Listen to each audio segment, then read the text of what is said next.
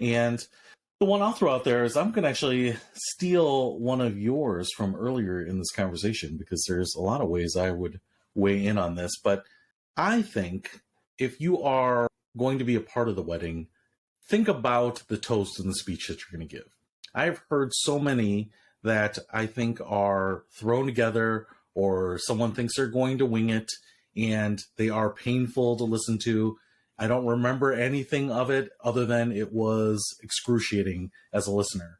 And I don't think it takes humor to really give a good speech. And if you're not a funny person like this guy, I would try to avoid it, because sometimes bad jokes are just bad. Joke all day. Right. Sometimes they're just bad.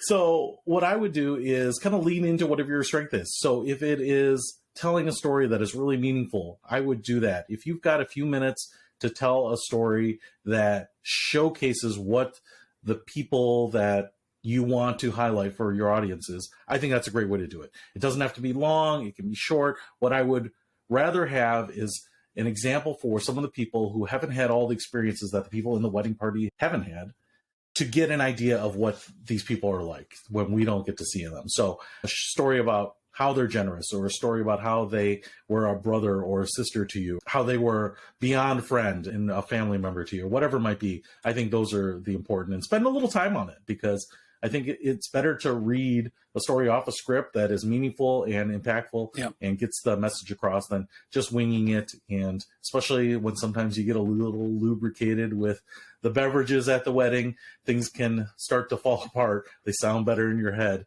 than they will on camera. So having that written down can be a lifesaver too. I've done it many times. So that would be my suggestion, is invest a little bit there, because I think, like you said, it's those small things that we remember, and I think really can make an event. That's my advice.